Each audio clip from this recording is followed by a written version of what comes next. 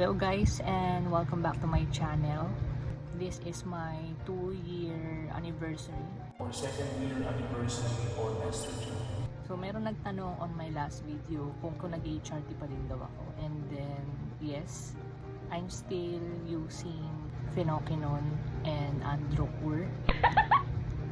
So masasabi ko at this moment of my life that I'm pretty much passable.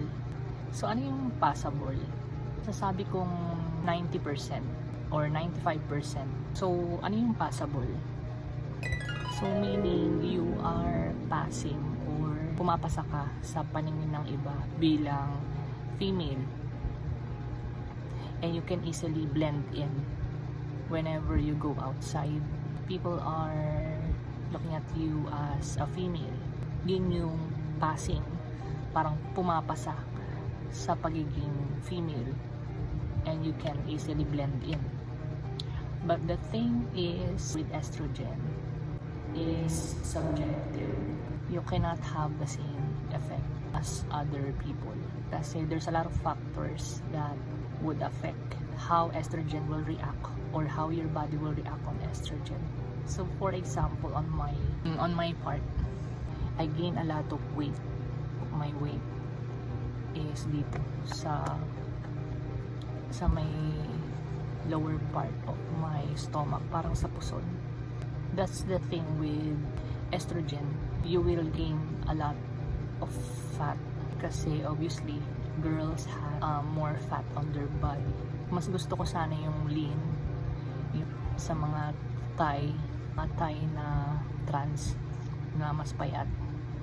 That's why I'm planning to change my estrogen, and actually nakabili na ako Progenone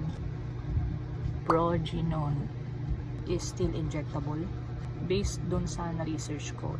Yung estrogen nito, which is estradiol valerate, is more potent kesa dun sa estrogen na nasa Phenoquinone.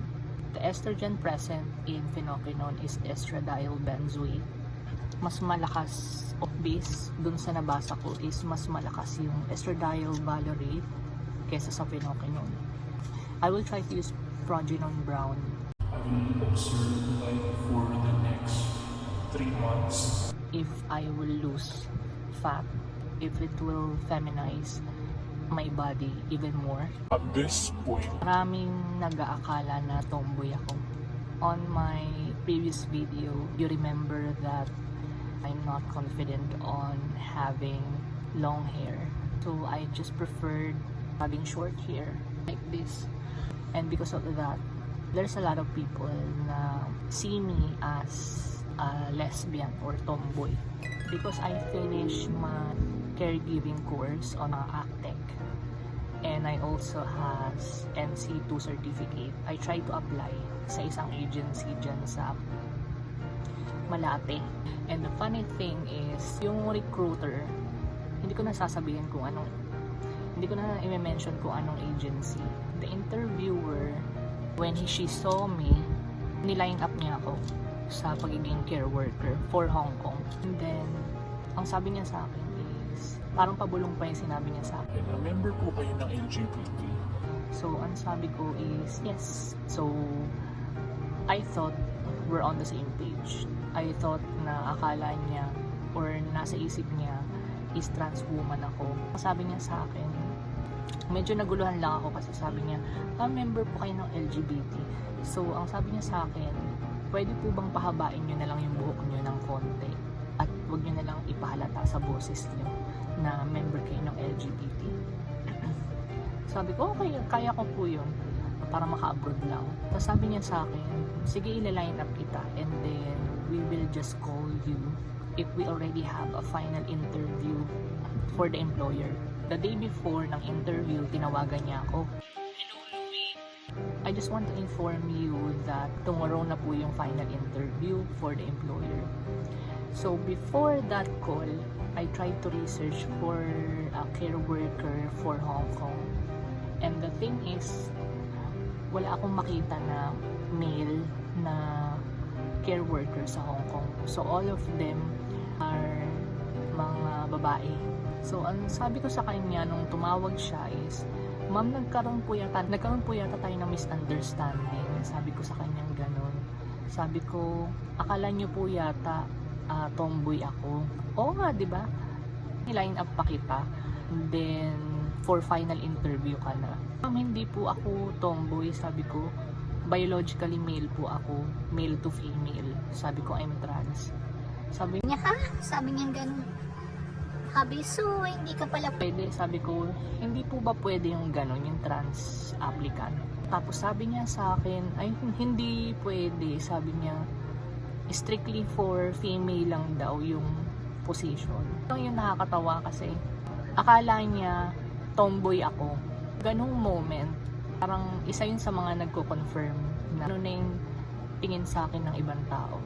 They look at me as a female, biological female, or tomboy. So in a way, parang nakakatawa lang siya and flattering, of course. Pag ganoong sitwasyon is nagpapatunay na like the gender that I identify as. So right now, I'm looking forward to see more changes kasi it's a long process.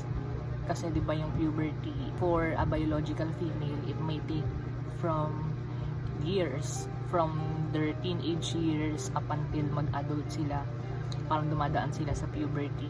So that's why you cannot expect to change on a very short period of time. You just have to be consistent on taking your medication para ma-sure mo na you'll get the best result out of it. So I'll just hope that I would have better result with Progenon Brown than yung Androcur ko 12.5 mg per day, and then yung Progenon Brown as once every week. But if I will not see a positive result within 3 months, I'll just go back to Phenoquinone. Kasi okay naman yung Phenoquinone eh. Yun nga lang, nakakataba siya. Ang lakas ko kumain sa Phenoquinone. Eating more than 3 times a day. Tapos may mga snacks pa. I'm always hungry. My next video, I'll discuss the difference, the experiences that I have living as a boy versus living as a girl. People treat me on how process things mentally about sa dating. If you wanna see that, please subscribe so you'll get notified whenever I make that video. So yun lang for this video. I hope you guys have a great holidays. Thank you for watching.